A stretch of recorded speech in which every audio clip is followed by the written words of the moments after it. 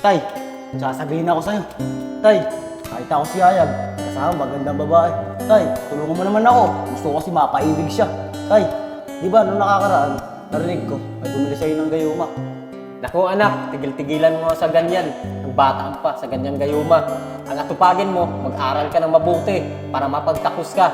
Sige na po, Tay. Alam ko naman po, kayo pong makakatulong sa akin para mapaibig ko yung kasama ni Ayag. Sige na, Tay. Tulungan mo na naman ako. Alam ko naman, ikaw lang makakatulong sa akin. Anak, ano pa bang magagawa ko? Alam ko naman, di mo ko titigilan. Tamang-tama anak, may kalating buti pa rin. Sige, kukunin ko muna. Ayos! Magaling naman yun. Maagay mo ka na yun. Ito na yun anak. Pabisang gamot to para sa babae. 2 patak lang to. Huwag mo ipakita sa babaeng gagayumahin mo para di mo wala yung bisa. Pero anak, bago ko to ibigay sa'yo, orasyonan ko muna to mamaya. At bukas mo na to magagamit. Tay, ayos ah. Mukhang mabisa nga to. Mukhang mapapaibig ko na talaga yung babae na yun. Oo anak, mapapaibig mo na yung babae na yun. Pero anak, akin mo na to. Orasyonan ko na to mamayang gabi para magagamit mo to bukas ng umaga. Dahil ka muna. Tay! Tay! Nasaan na po yung gayuma? Isig ka na pala. O ito na anak, naorasyonan ko na.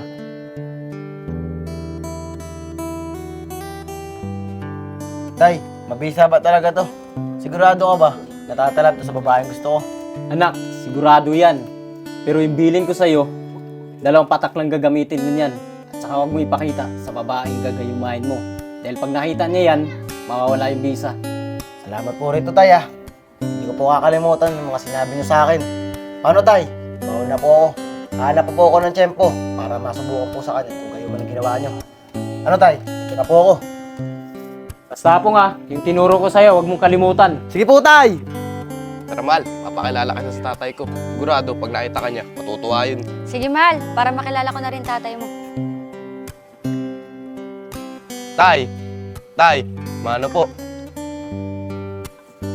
Ay tay, siya nga pala. Papakilala ko sa'yo. Shota ako, si Shane. Tito, mano po, magandang tanghali po.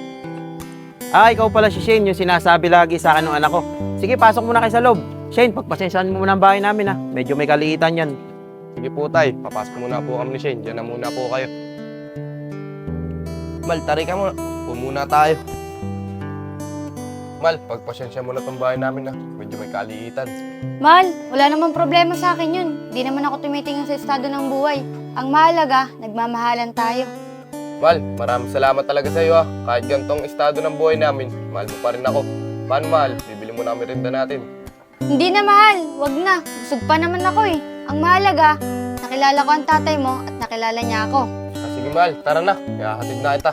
Baka hinahanap ka na sa inyo. O anak, saan kayo pupunta? Matindi mo na pa kayo yung girlfriend mo. Tay, ihahatid ko na po si Shane. Baka hinahanap na po siya sa kanila. Tito, tuloy na po kami. Maraming salamat po ah. Sige, sige. Ingat kayo anak ha. Sige po tay.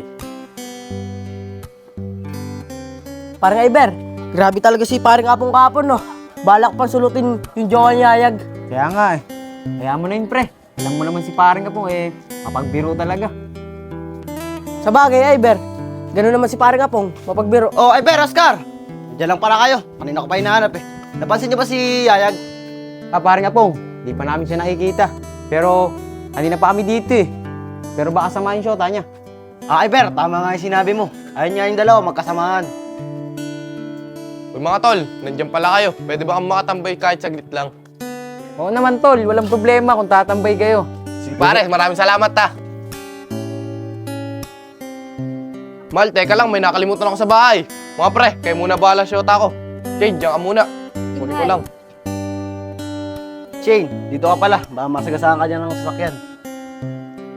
Shane, matanong ko pala. Matagal na ba kayo magjowa ni Ayag? Ah, kami ba ni Yayag? Bago-bago pa lang kami. Mag-iisang buwan pa lang. Teka lang paring Apong, bakit mo naman pati tinatanong kung matagal na sila? Kaya nga paring Apong, dahil yung mga ganyang bagay, di mo na pinapakalaman yan. Mga tol, wala na kayong pakialam sa mga ganung bagay. Shane, bibili mo na akong palamig. Makainit kasi. Pare, paano naman kami? Siyempre, meron kayo. Yun, nalibre din. Bago lang. Ate, pabili nga po ng palamig. Ilan po? 4 lang po, te. Ay, Ber, lumapit ka muna rito at babayaran ko pa sa Ate Sheila. Marami pa kasi. Pare, salamat dito ah.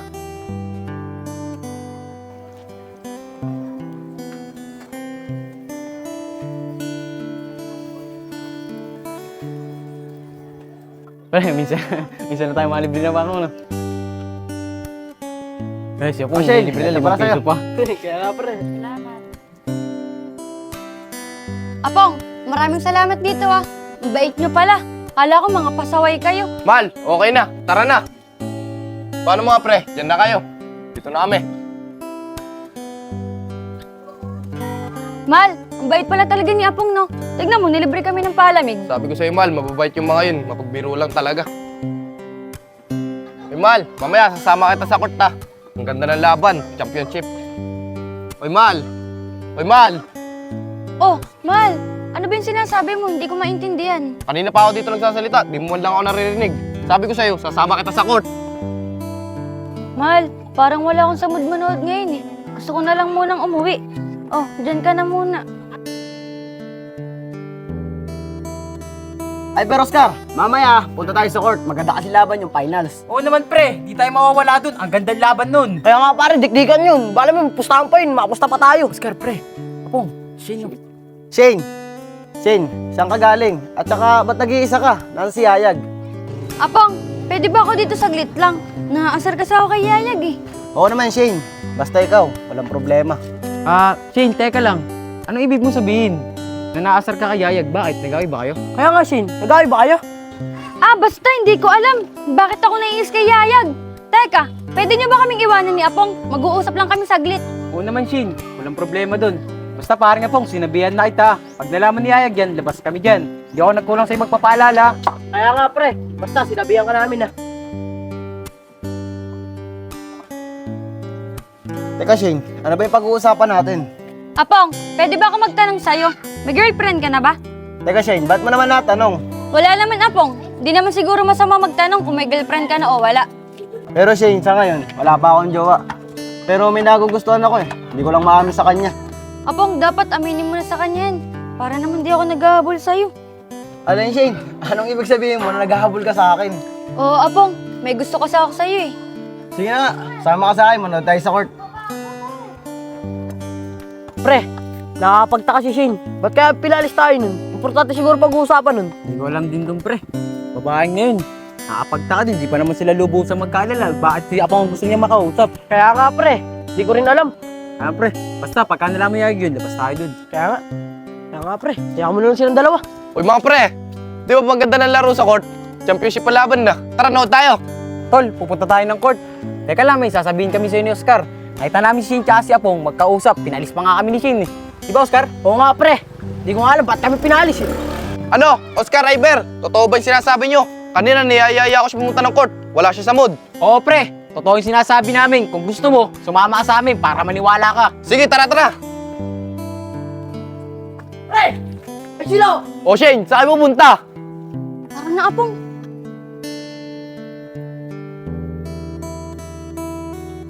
Oh, Yayag anak. Kakain tayo ah. At magtatanghalian na rin eh. Gugutom na ako. Yayag anak.